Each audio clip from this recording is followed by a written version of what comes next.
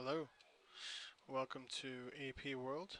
This is going to be the first lesson we're going to try using this new format. We're going to be discussing the Paleolithic and the Neolithic era, the beginning of world history as we knew it, and more importantly, it's going to help us understand how we become early civilizations and lead us to the great civilization that we live in today. All right, we're going to start with the Paleolithic era as an introduction. The Paleolithic era is known as the Old Stone Age. The Old Stone Age starts with a group of people known as hominids. Hominids are any people that can walk on two legs, or any primates that can walk on two legs, most notably Neanderthals, Cro-Magnon man, Homo sapiens sapiens. These are just some examples of some groups that are considered hominids. We, of course, being Homo sapiens sapiens, fall among them. Over the years, they evolved into something much more sophisticated, and as they developed more sophistication, they developed a lot of characteristics that we now attribute to them. Firstly, they were nomadic, which means that they moved in place to place in search of food. These hunter-gatherers literally did everything they could in an area for a time, and when that food or that food supply disappeared or the animals died out, they picked up and moved away. Now, they're able to do this because they really had no belongings. They built their houses out of shelters and huts, wood, animal skin, etc., or they lived in caves and canyons. They basically lived a very primitive lifestyle using whatever they could to survive. Okay? The tools that we found that teach us a lot about them are made of bone, wood, and stone. If you guys can look at some of these artifacts here or examples, you can see that stone, bone, or wood are some of the hardest things they could find, which they used to carve, to create, to kill, whatever they could. They also used fire.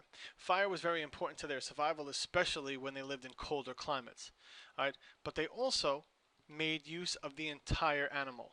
When they killed an animal using these new weapons, they used the fur for clothing, they used the skin to put over their shelters, and they used the guts and the meat to sustain life. So you're going to understand that these people literally lived off the animal. The other thing that teaches us a lot about them are the cave paintings.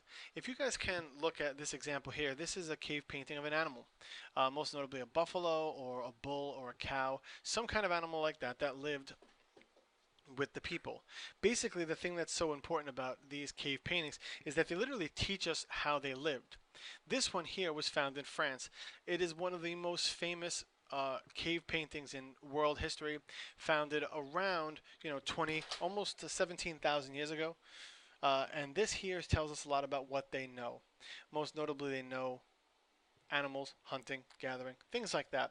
But that's very important for us to know about their culture, much more importantly how their society functioned. All right. They did have a religion. They believed in animism. Now, animism is the belief that spirits are in everything, whether it be rocks, trees, the water, everything has a spirit of its own. Animism is the oldest religion in world history, and it's still worshipped today in in a lot of areas in Africa and South America. All right. We eventually move from the Paleolithic era to the Neolithic era. The Neolithic era is known as the New Stone Age, and the New Stone Age is important because you're going to see a transfer from one way of life to the next. Change in the climate allowed people to figure out that they no longer had to move in search of food.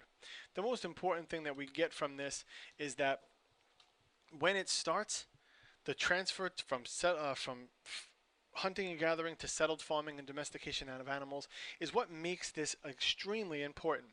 Now, the settled farming, this is something that they found by returning to the place that they were the year before. Most hunters and gatherers circled a similar area because they knew when the climate changed. But what they didn't realize is that a lot of the food that was there one spring was there the following spring.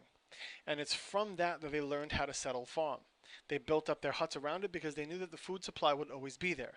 But they also needed to figure out how to keep the animals from dying out. So what they started to do with this procedure called pastoralism. And what it is where they raise and herd livestock on their own. This is important because no longer are they going to kill the animals to eat. They figured out that there's a lot of animals that can produce other things to eat.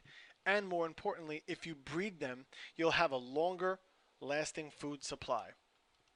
All right, the effects of the Neolithic Revolution are hugely important because what you're going to see is that because of this, everything we know about early civilizations slowly starts to develop. One, we have the creation of what we call settled communities. Settled communities meaning villages. Now, the villages themselves, they went from being clans of 30 to 50 to small villages of around 3 to 400 people. And the reason they could do that is because they obviously produced enough food to survive. But the more food they produced, the larger the population would become. These early communities and villages eventually turned into the first cities. But when they turned to cities, they need more of a food surplus, which turned into more cities. And eventually you'll see that this turns to the beginning of civilization. So we have villages, turn to cities, turns to civilizations. All right. Then they start to develop a lot of the other aspects of civilizations that we need to discuss: government, armies, religion, writing, art and architecture, social classes, etc. These things here are important to know because you can't have a civilization without them. And it's the Neolithic Revolution that triggered this beginning. All right, these are just some of the early art you could find. These are early statues that were found in one of the oldest civilizations in world history. And this here is some early artifacts found out of the first metals that a lot of these early civilizations developed. Now, to discuss something old, you guys have heard of many, many, many civilizations out there, but a lot of people tend to overlook Jericho and Çatalhöyük. Çatalhöyük and Jericho are the two oldest cities in human history. One is located in Palestine, one is located in Turkey, and the idea is that these are the oldest cities in human history. The thing that makes these cities so cool is, one, we found their remains. Historians today are still doing excavations of these areas, and they're learning so much about their culture.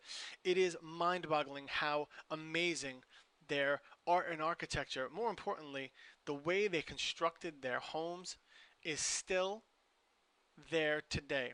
Albeit it was under, a lot of dirt and rock, but once it was uncovered, we learned a lot about their culture. Look at this beautiful landscape. You are looking at one of the oldest found city structures in human history. And it's kind of amazing to see how evenly gridded everything is and how perfectly built everything is. This is how they used to live. The weird thing was they didn't have doors like we do. Their entrances were on the roof. And they did that because they wanted everyone to live closer so no one could attack them. The closer you were to the middle of the village, the more important you were. And that's actually how people moved around. They hopped around on the roofs. All right, this is an old excavation, again, of this similar city where we can actually learn a lot about their culture. It's one of the most amazing things that you guys can see, that we learn a lot just from their remains because we can see what these people did and how they lived. Now, one of the things that is very important to AP World History is gender differences. The role of women, and more importantly the role of men, have been debated over the course of human history. During the Paleolithic era, women were relatively equal to men. They gathered berries while men hunted. They tended the children. These are things that made women and men both equal because both of them needed each other to survive. All right? Equality is something that will slowly disappear as things change. But to show you how equal they are, if you look at these two pictures on the right here, these are what's known as fertility goddesses. They believe that praying to certain women would allow their wives to be more fertile and give them more children. So this just shows the importance of women during the Paleolithic era. However, this changes during the Neolithic Revolution.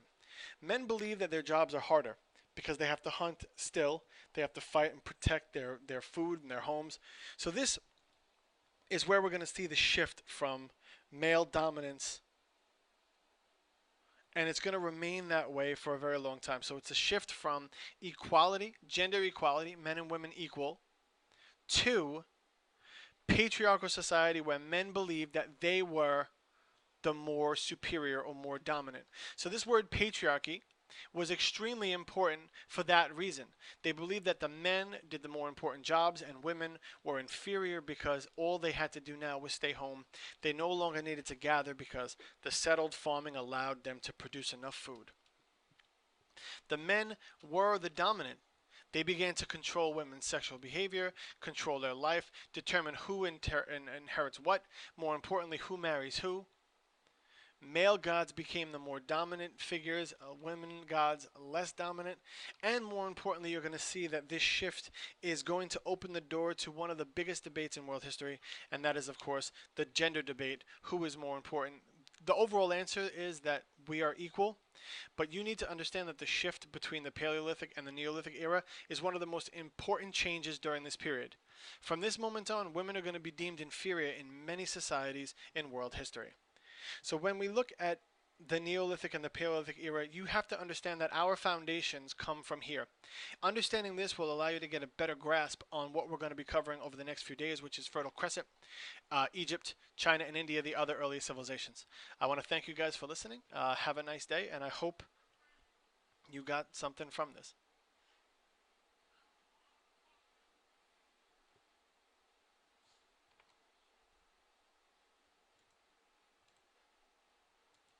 Where's the stop button?